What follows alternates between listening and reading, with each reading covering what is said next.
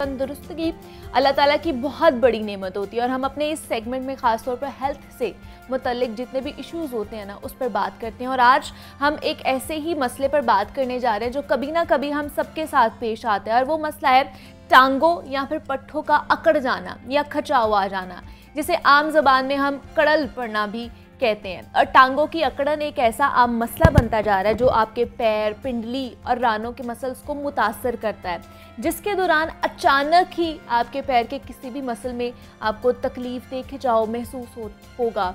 कई लोगों को रात सोते वक्त अचानक टांगों और पिंडलियों में खिंचाव की कैफियत पैदा होने लगती है या पिंडलियों में शदीद बेचैनी और दर्द महसूस होता है, या कहा जाता है कि नस पर नस चढ़ जाती है। और इस कैफियत का सामना किसी को कहीं भी और किसी भी वक्त किया जा सकता है।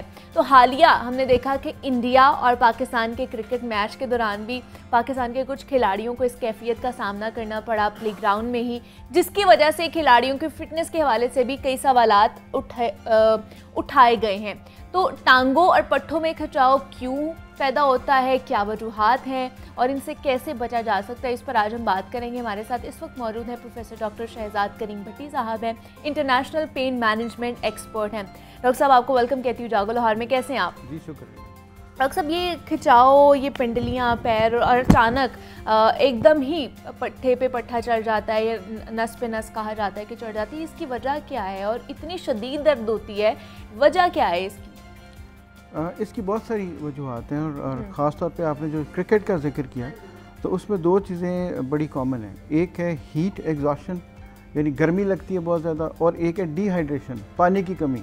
पसीना बहुत ज़्यादा आता है, वो जो मैच है उसकी वजह से ओवरऑल गर्मी ज़्यादा होती है, अंदर गर्मी ज़्यादा होती है, उससे जब नमकियात की और पानी की कमी हो जाती है उससे पट्ठे खिंच जाते हैं। ये तो वो लोग हैं जो कोई ना कोई एक्सरसाइज कर रहे होते हैं। अच्छा, घरों में जैसे वो लोग जो ओवर एक्सर्ट कर रहे थे, एक्सरसाइज की आदत नहीं है, एक दिन जज्बाती होकर लंबी वॉक कर ली, वॉक तो हो जाएगी लेकिन उसके बाद वो पट्ठों को चूँकि आदत नहीं है तो वो अकड़ जाती है। फिर वो लोग जिनका कोलेस्ट्रॉल ज़्यादा है, फिर वो लोग जिनको अल्कोहल की आदत है, जिनकी कैफ़ीन ज़्यादा है, वो लोग जिनकी शुगर कंट्रोल में नहीं है, जिनका यूरिक एसिड कंट्रोल में नहीं है, मल्टी वाइटामिन्स, बाज़ों का जो वाइटामिन्स की कमी है, ये तमाम चीज़ें ये जो आप कंडीशंस बता रही है कर सकती हैं। और बाज़ औक़ात खून जम जाता है पाँव की नालियों में, उससे भी इस तरह हो जाता है। सो कोई एक वजह नहीं है, लेकिन कॉमनेस्ट जो वजह है वो वही है, गर्मी ज़्यादा होना और डिहाइड्रेशन यानी पानी की कमी। मतलब मेरी अपनी मदर हैं, उनको अचानक से ही उनके पैर में, उनके टांग में एकदम खिंचाव पड़ जाएगा और इतनी शदीद दर्द होगी और जब तक हम उसको इस तरह करके मलते नहीं है तब तक वो ठीक नहीं होती है। तो मतलब वो मुझे लगता है कि शायद कोई डिफिशेंसी है, इस वजह से भी ये चीज़ें सामने आती हैं।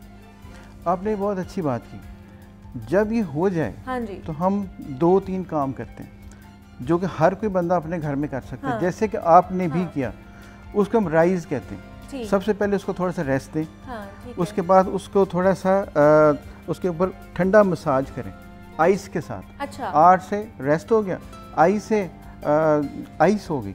वो बर्फ़ के चंद टुकड़े लें, उसको तौलिए में लपेटें और उसको 2-3 दफ़ा उसका कंप्रेशन दे दें उसके साथ। सही। अच्छा, तीसरी चीज़ होती है कंप्रेशन। कंप्रेशन से मुराद मसाज, जैसे आपने कहा कि आप मसाज करेंगे तो खून की रवानी बरकरार हो जाएगी, वो ठीक हो जाएंगी।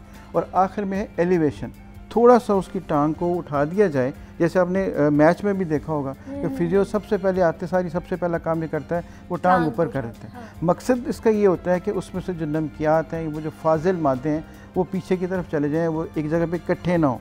ये छोटी छोटी चीज़ें की जाएँ तो ये ठीक हो जाती हैं। अच्छा, जहाँ तक आपकी वालदा का ताल्लुक़ है, इसमें बहुत सारी कॉम्प्लिकेटेड रीज़न्स के साथ साथ सबसे आसान चीज़ ये है कि अगर विटामिन B12 और मैग्नीशियम की कमी है तो उससे भी यही होता है। यानी आप बजाय इसके कि लंबे चौड़े ट्रीटमेंट लें, अगर सिर्फ ये 2 विटामिन्स की कमी दूर कर दें, अच्छा, तो सिर्फ इस एक चुटकी बराबर दवाई लेने से वो बंदा ठीक हो जाता है।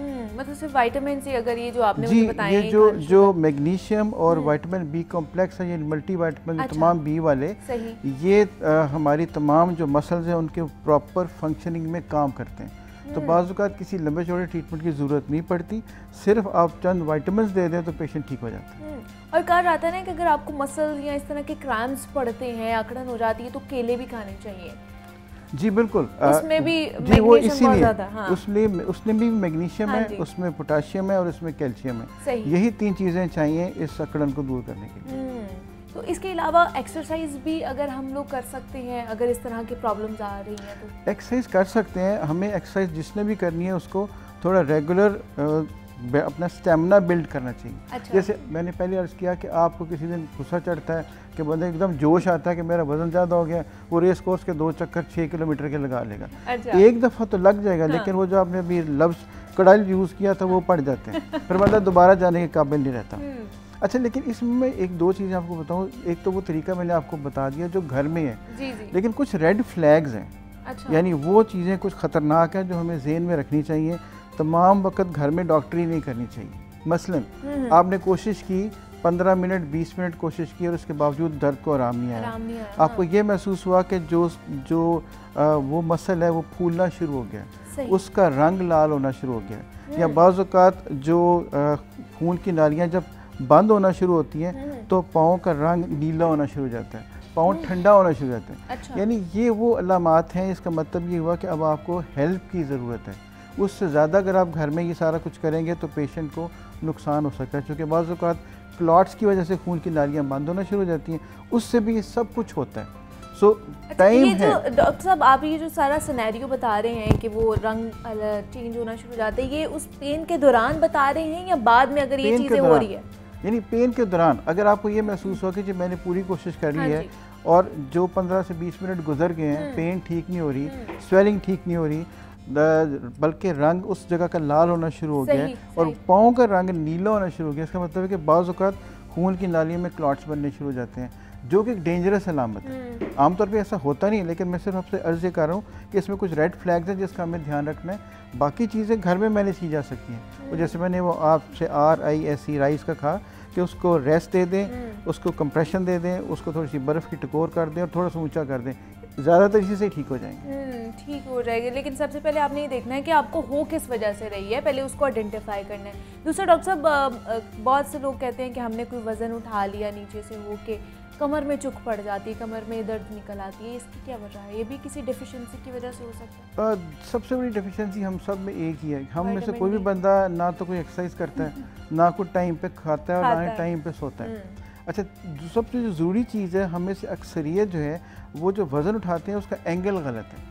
हम कहते ही हैं कि जब भी आपने वज़न उठाना है तो अपनी कमर सीधी रख के झुकें और वज़न उठा लें। जब आप आर्क बनाएंगे, यूं करके उठेंगे तो पीछे से जो मसल्स हैं वो वीक होते हैं, वो किसी ना किसी झटका लगता है, वो अपनी जगह पे बाज़ औक़ात तो लोग वहीं पे लॉक हो जाते हैं, वो उठ ही नहीं सकते। तो सिर्फ अपनी एंगुलेशन ठीक कर लें, थोड़ी सी एक्सरसाइज कर लें और आजकल ख़ास तौर पे अपनी पानी की कमी जो है वो ना होने दें।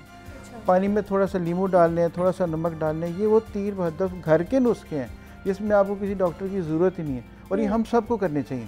मुझे भी, आपको भी, जो घर में हमारी लोग देख रहे हैं उनको भी, कि पानी की कमी नहीं होगी तो बहुत सारी बीमारियां आपको नहीं होंगी। इवन जब मैं आपको ब्लड क्लॉट वाली बात बता रहा हूँ वो भी नहीं होगी। अच्छा जी, वो भी बहुत हद तक बेहतर हो जाती है अगर पानी की कमी ना हो तो। मतलब डिहाइड्रेशन की वजह से हमारे मसल्स में इस तरह के प्रॉब्लम्स आना शुरू हो सकते हैं। बिल्कुल बिल्कुल ऐसे ही। तो सिर्फ आप लोगों ने पानी का ख्याल रखना है, मतलब वैसे भी डाइटरी अपनी हैबिट्स जो ठीक करें, लेकिन पानी का इनटेक जो है वो अच्छा खासा करें। लेकिन अगर ये डॉक्टर साहब, अगर ये चुक पड़ जाती है, कमर में दर्द निकल आती है, तो इसके लिए फिर क्या करना चाहिए?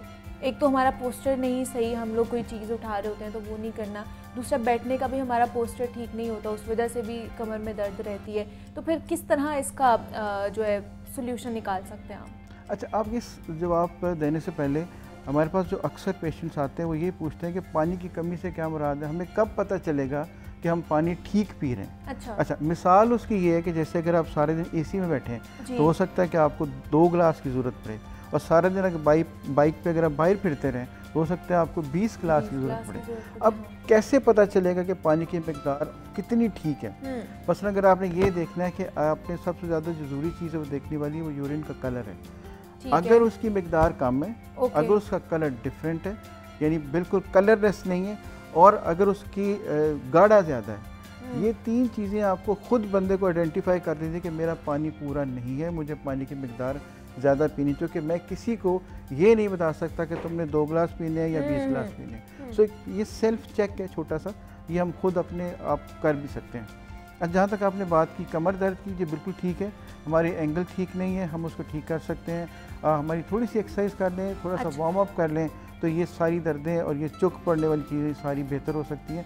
कि ज़ाहिर है हमें इसके लिए थोड़ा सा अपने आप को फिट करना पड़ेगा फिज़िकली, जैसे कि वेट अपना ठीक करना पड़ेगा, अपनी sugar, blood pressure, uric acid, ये चीज़ें अपनी कंट्रोल में करेंगे तो ये चुक भी नहीं पड़ेगी, दर्द भी नहीं होगी, मसल में खिंचाव भी नहीं होगा और बंदा ठीक रहेगा।